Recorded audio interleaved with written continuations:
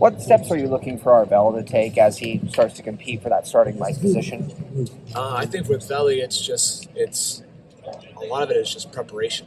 I think when you're a young player, there's so much to learn, and sometimes it just goes back to habits. And we talked about it a lot last year, and he got way better as the season went on. But it's habits, and then it's leadership. And I think what we've seen so far in the winter is him taking a more active leadership role. And obviously, Sonny is a great leader for us. But you kind of see the development of Arvell being a leader as well. And Malcolm Jenkins talked to our guys last year, and I thought he had a great message for everybody. He said, everyone should want to be like the leader or like the captain of their class. And it's like a mindset. So I've kind of adopted that. And obviously Malcolm and I played together, but the whole idea of if you're Peyton Pierce or Garrett Stover, you guys should both be like the leaders of your class. You know what I mean? And then obviously that trickles down to TJ, Riley, and Eli. But it's just a mindset. It's a mindset anyway. If you're a linebacker, you just naturally have to be a leader. You got to communicate so much. So it's getting him to kind of, for Veli, get out of his shell, which he did last year. And I on purpose, would roamed him with Cody Simon on the road for multiple reasons. Make sure that he was awake and coming to meetings on time. But just there was a maturity, obviously, that Cody had, having gone through it, and pairing him with Veli. He's had a phenomenal winter so far, and I'm excited to see him compete here once we get back. That's how you try to coach that, huh? Because in essence, when coaching somebody to be a leader, pair them with a leader. And see what that does. I think a lot of times,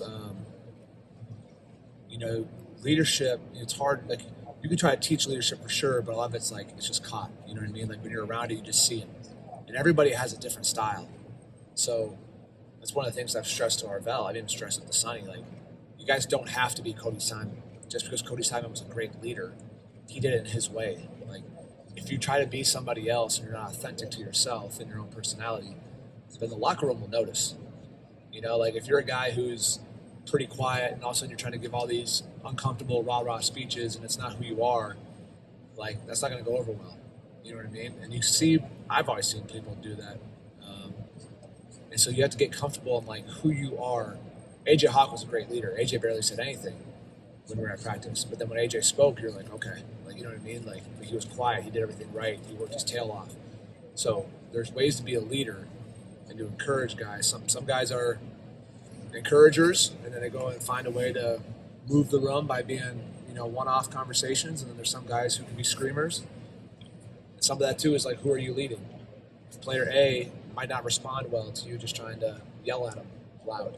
You might need a, encouragement, then pull him aside and be hey, I know you got more than that. You know what I mean? We need you. We're depending on you. But it has to be one-on-one. Because if you embarrass him in front of the group, they'll shut down.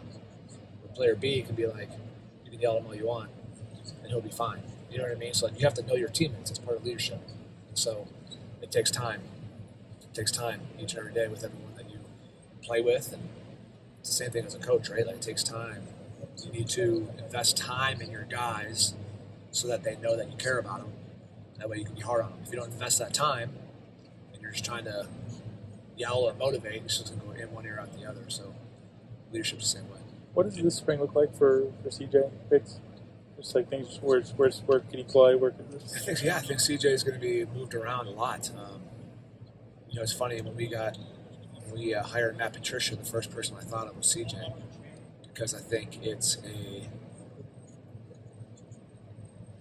Matt Patricia. Some of the stuff that he's done was similar-ish. I know Al Golden was with him at Detroit. You know what I mean, at the Lions. So there's some stuff that at least we did over there at Notre Dame that we'll see if we're able to kind of implement some of it here. I'm sure some, maybe not others, depending on what our guys do best. But I just thought about CJ because it's a fresh start, a new set of eyes on him, and I think it's an opportunity to be multiple and use him at what he does best. So that's the exciting thing. When you really study what Coach Patricia has done in the past, is he likes to take who are our players, and then let's build it around those guys. And I think CJ has had a hell of a winter, and I think he's one of those guys. So I'm I'm excited to see how we get creative and use them into the spring. Does that mean you can kind of be like float as more of an edge defender, kind of differently than you guys do? I think he has that. I think that's exactly what kind of like potential CJ has, is the ability to, get on the edge, move around. The nice thing about that is that you're not handicapped just with CJ doing one thing off the edge. I think you have the ability, because he understands conceptually zone drops, linebacker terminology, right? You can get really creative with how you use him. But I think he definitely needs to be utilized more as a just go after the quarterback, go be disruptive, go attack. What about I don't know. Find out on Monday when we get back. What about Matt as a leader and you guys as coaches? How's he all fit with you guys, and how are you seeing that? And how'd you feel about the hire? I mean, I love the hire. I've had a lot of respect for Coach Patricia. Heck, ever since he worked me and Marcus out back here, we were joking about that when he first was in the interview process, just kind of how fast time goes. But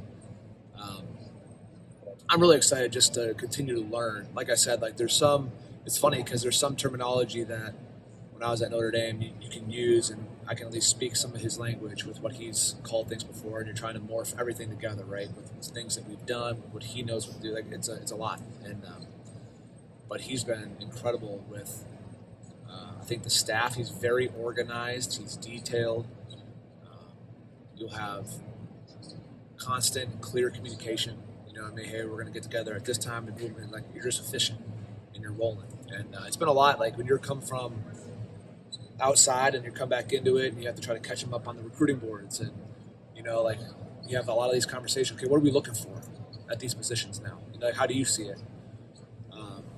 Because under one coordinator, you might see, hey, the Mike linebacker needs to be this, and then under this coordinator, well, I think the Mike backer needs to be this. And so you have to have those conversations at every position, and you just kind of keep going through. And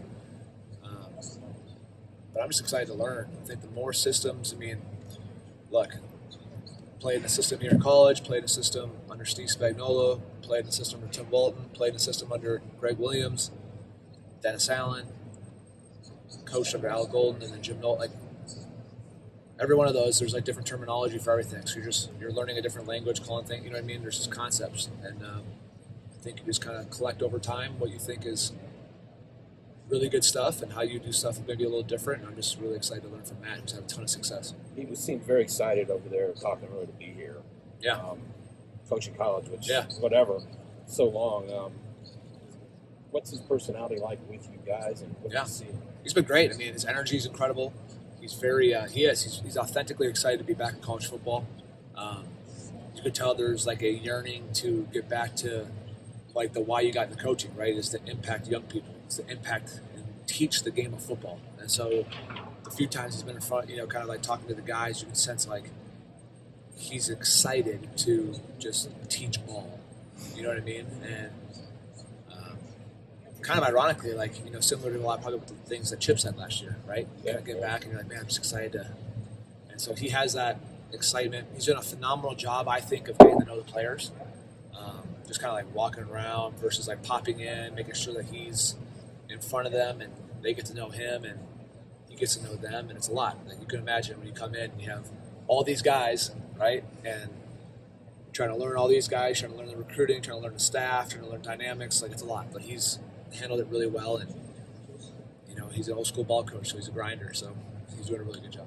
James, Sonny's probably not going to need to do much this spring. How much more can you get done with the young guys? I'm not telling him that. Sonny's got to do a lot. But in terms of, Ryan Day already said, 50%, 75% or whatever. But how much more can you get done with the young guys when you're not worried too much about the senior?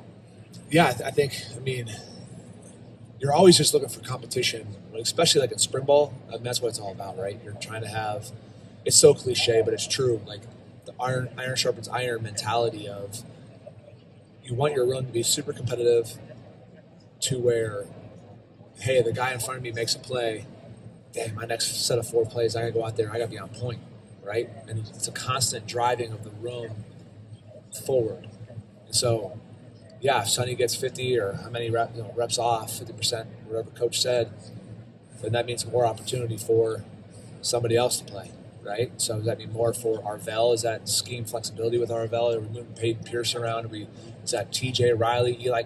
All these guys, Stove, they're all going to get more reps, which I think is great. That's what you got to do at this point in the season. But I think, yes, there's still stuff that the thing that I love about Sonny is that he's going to be clawing to try to get those reps because he's a true pro, and that's been the most enjoyable thing about, I think, working with him is like you get a kid who's played safety his whole life, comes to backer, and he just wants to learn the why behind everything. And very similar to the fact of Cody, like when you have guys who are that easy to work with, you're not trying to you're not worried about texting anybody in our room about coming over and trying to learn ball. You know what I mean? Like where you at? They're obsessed with the game of football. They're always around when they're not at class. So it's like it makes it really easy as a coach because their passion for the game is so strong. You mentioned CJ in terms of the hire with Matt Patricia. What can Sonny what do you envision more with him with all of that stuff? I think we just have a lot of guys with a lot of length. You talk about Sonny Styles, long, can run. Arvell Reese, long, can run. Like it's crazy because you see Sonny and you're like, okay, this guy I wish I was built like that when I played. And then you see Arvell stand next to Sonny and you're like, yeah, those, you know what I mean? And so and then you look across the room, as the room warms up, you're like, holy smokes, we just have a bunch of guys, and that's a lot of credit to Mick. Coach Mick does a phenomenal job. I was just talking to Berm about it, to see even our mid-year guys, what they looked like when they showed up during the whole Natty run, and they're kind of hanging out during practice, and to see the high school bodies, to see what they look like today before they go away, and the shoulders are all everything is just different, and they've been indoctrinated into the brotherhood, and so I think there's just a lot to work with. And so what he's really good at, right, is he's talked about it. 1 year he has Junior Seau, Willie McGinnis, Mike Vrabel, Roosevelt Colvin, and those guys. And then a couple years later he has Brandon Spikes. So he's like, okay, I just blitz Brandon in the middle all the time because he was 260 pounds and a beast. And then he always says he was my best nose guard from Mike Backer, right? And then the year after that, he gets, we got Jamie Collins and Dante Hightower. So now we can do a lot of stuff, right? So there's not just hey, this is what we're doing. We got to plug people into it. It's hey, here's what we got. Let's utilize it. So that's what spring will be. We'll all go in the lab and figure out what that means. I'm sure through spring ball, there will be hey, here's what we do really well as a unit. Because this unit's going to be different. Right? I mean, the unit, we lose a lot of production. So the unit will be different. So you kind of got to reform your own identity and you got to re-earn that silver bullet nickname and mantra. How many different guys can... When you look at Arvell, just it seems like he's on a very good track. Is that a good way to describe it? Just what's his ceiling? Just how would you describe Arvell? He's just right now he's locked in. He's done a great job becoming a leader, coming out of his shell. I think for Velli, it's all about consistency and just preparation. And I'm proud of Arvell. He's through the season. He got way better at. A lot of it's little things, just note taking and stuff. Sometimes you have to these kids are always on their phones and stuff, not in meeting rooms or anything like that, but just naturally. So to get out a pen and paper and you hear things and immediately, oh yeah, I got it. Well, you do until you're dog tired and then you forget because you're tired. You know what I mean? But when you really understand it, you know what I mean. You'll play faster. He got so much better through the year. Just a lot of that's because of Cody, becoming a pro. And then now it's Sonny's pulling him along, and he's pulling Peyton along, and Peyton's pulling TJ and Riley and Eli. And so in Stove, so I love the competition in our room right now, and the way it's made up. Yeah, he's on a great path right now. How many different guys do you feel can be in that Mike spot for you guys without obviously losing Cody and having somebody to be there? I think that's something that's fluid as we kind of go, because week one Sonny actually started at Mike for us. Yeah. And Sonny's smart enough to play them all. Arvell is smart enough to play them all. Peyton Pierce is smart enough to play them all. And that's also how do you depends on what scheme you're running. How are they being utilized as well? You know what I mean? So you can say Mike Backer, whether it's Tommy Eichenberg or Arvell Reese are two different people. And Cody's different from those two. So my challenge to a lot of the guys as they come in is just you got to learn them both. the more you understand about the scheme in general, the faster you will play. You know what I mean? Like, if I just sit here and I say, hey, I got to learn Mike, my drop is this, and that's all I need to know. Like, well, no, football happens so fast and all the shifts and motions that, like, if you're out there just playing and you're waiting for a call and you're just reacting, like, you're so worried about what's going on your side of the ball, you don't even recognize that the offense is telling you something with what they're doing. So if I'm out there and also I'm not getting a call, I know what the call should be. And it's like, hey, are we playing, let's go. Now all of a sudden you get it, you can look, I can see, okay, here's what the tight end's doing, that's what the back's doing, here's what plays are coming. If you just line up and play, it's run or pass every time, like, you don't stand a chance. You got to eliminate plays in your mind by seeing what the offense is doing. Like, they tell you a story every time they line up. They just window dress it. Like, people motion and shift. They're trying to, okay, are they trying to do man zone indicators? Are they trying to make sure that they're getting the same formation, they run the same plays, but they just shifted people and then they motioned, they moved, and they don't want you to recognize it. So if we're always worried about what word, you know what I mean? So the more you know, the faster you can play. Because you're not sitting there thinking, oh, what do I have? You're reacting, so you already know you have. So my challenge to guys, like, is always to know both. So I think a lot of it will just be on depth. I'm sure guys will get, if Sonny's only doing 50 to 75% of his plays, then probably more guys get more will reps than they've had because we need more will bodies. That's technically where Sonny has started. But we'll rotate him through and let the production kind of show what it does. And I think sometimes, you'll live with some of the mistakes just from being in a new spot, but you'll be able to judge too, like, who's actually getting in the book. You know what I mean? Who's actually studying both. How much growth have you seen from Sonny from this time a year ago through the national championship game, and then what's next for him? Man, I mean, definitely. I know Sonny has big goals, and he should. I do as well for him, and to see how far he's come. The first thing that kind of stands out is just like his footwork has gotten so much better. When you're in the box as a linebacker, you got to be able to. Remember, Luke Fickle used to say it all the time, you got to be slow till it's time to be fast. And when you're twitchy like he is, a lot of times, when you're at safety, you're used to pulling the trigger and rolling. Like, you gotta learn how to shuffle and not cross over. And he got so much better as the year went on. I think a lot of people question whether he'd be able to hold up physicality wise, and he was great. As the season got on, he's really good with his hands. He has a really natural ability to snag. We'll keep challenging him. I think he should be a dominant guy in coverage. Like, he needs to be a guy that we can put on a tight end and be like, he ain't catching the ball. You know what I mean? Because he has that athleticism. And I think we need to challenge him there. Challenge him. I think everything is just, this is not just Sonny, it's everyone. It's urgency in zone coverage. I mean, the urgency with you have to break on the football to close that space, to not let the ball carrier have so much space on you to cut and make you miss is critical.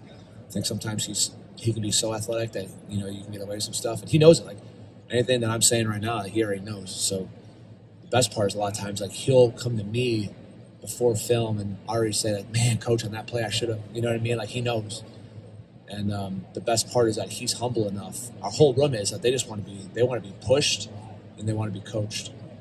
And so, I mean, heck, what else could you ask for, right? Like, so I always ask, like, what do you need from me? Just keep making sure, like, you're pushing me. Don't let me settle. So, he's probably the best in the room with that. Do you look at Sonny and Arvell and Peyton as kind of your top two guys right now? Yeah, I mean, I think going into it, I think it's Sonny, Arvell, Peyton's right up there in that mix. You're accurate there, and then it's like, who else is going to emerge for really the fourth guy? I think that's a healthy way to put it.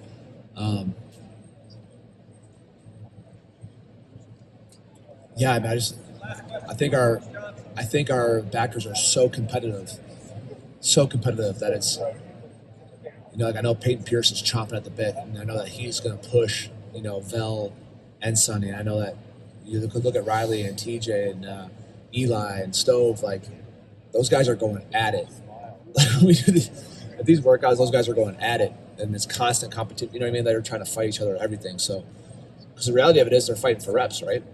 So this game is hard. It's win or loser every single day. And, a lot of the guys are going to make or break. And it starts with the mental preparation, to be honest with you.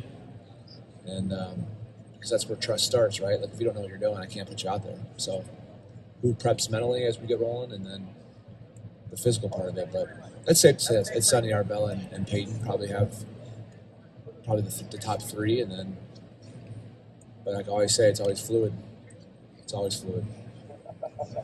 I haven't done this. It's funny. There was one coach who said that I forget which NFL team it was, but he said that what he does is he has the depth chart sit in the front of the room. So like if you're a starter, you're the first row, and then the second row, and he's like it'll change weekly, sometimes through camp. I'm like, I can't do that. Our guys are. I'm not sure they can handle that. Good.